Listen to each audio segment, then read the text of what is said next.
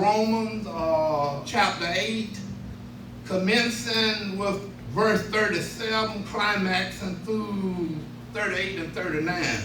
You would find these words written. All right. The Apostle Paul, he's the writer of the book of Acts, and these are the words that are listed.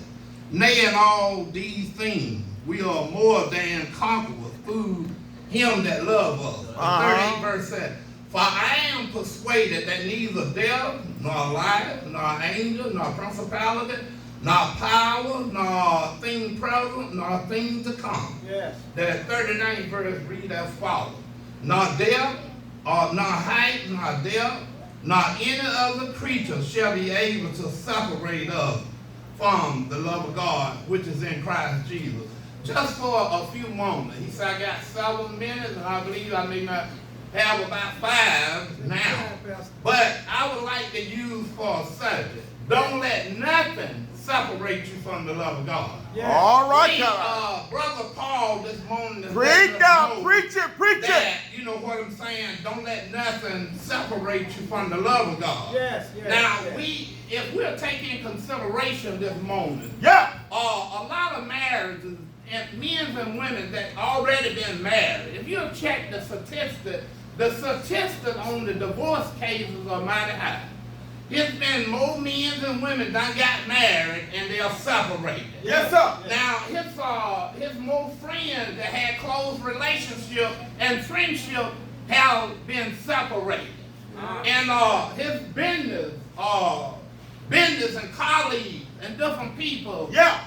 are so great of friends in their business and everything, but something went wrong and they're separated now. Yeah. But I stopped by to tell you, regardless of what may come, if you do be in that part of being in that separation, Yeah.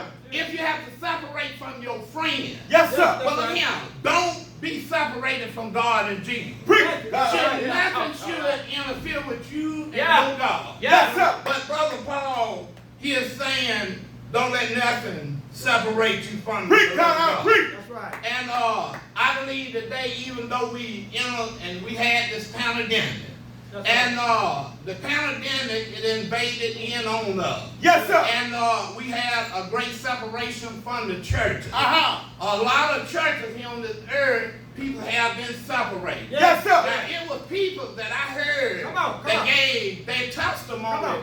How did they love the God and Jesus? Come But on. until we had this pandemic, now if the roll was called, if you call their name in these different churches, there Yeah. would be nowhere to be found. Preach, God. Preach. And they are being separated. That's right. And Brother Paul said, and this brings us down to the words of my text. Nay, in all these things, we are more than conquerors through him that loved us. Well, And for I am persuaded that neither death nor life, nor angels, nor principalities, nor power, nor anything present, nor thing to come. Now what Paul is saying right there, regardless what may come, what may take place right now, and what may come after that. Don't Yes, let sir. Yes. nothing separate you. That's right. And I'm glad today, and I thank the Lord that me and my wife, Sister Patricia Carlisle, we are able to say that we've been married over 18 years, and we have entered into the 19th year. Now my prayer is, I pray to the Lord that He will let our marriage be everlasting, and that He would be the one that separate me and my wife.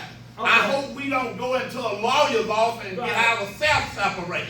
But we want to just keep on loving one another. Yeah. Keep on living with one another. Yeah. Keep on helping one another Yeah. until the end. Yes. I want to encourage any married couple that are married today, and the ones that are viewing this program on Facebook, if you're married today, regardless of what your friends or how they may go to start the talking, because you'll find out when a man and a woman are in a courtship relationship, it don't seem like nobody trying to dip into your business.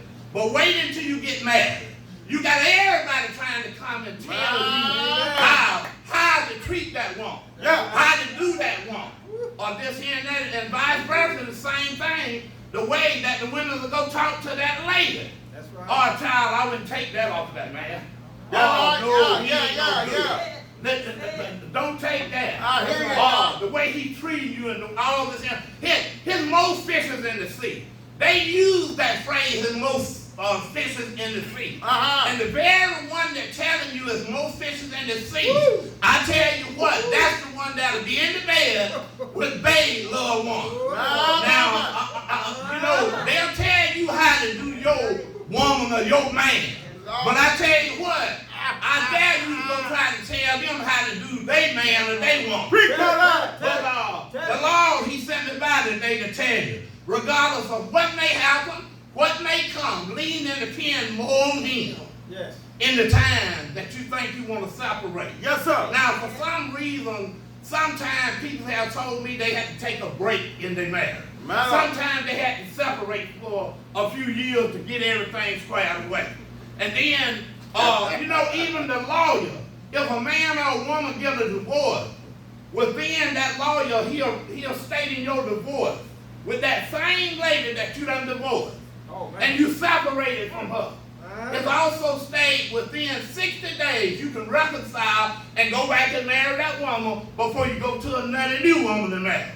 But I stopped by to tell you, regardless of what happened, don't get separated. That's right. You need to get anchored in the Lord. Yeah. The more the Lord and the more God you get in your life, the more love that you're going to have for that woman and you're going to have for her. Yes, that's right. And I'm getting ready to go on the close. All right. And I stopped by to tell you, regardless of what, don't let nothing separate you from the love of God. Yeah. And I like what Brother Paul said in the 38th verse. He said, "For I am persuaded that neither death, nor life, nor angel, nor principality, nor thing present, nor thing to come, shall be able to separate us from the love of God. Nor height, nor depth, nor any other creature," that means anything else, ignore it. Keep your eyes centered on God and Jesus, and they will see you too. Yes, sir. And he's all right now. I know he's all right. Every now and then, he gives me strength when I get weak. He picked me up when I'm falling down.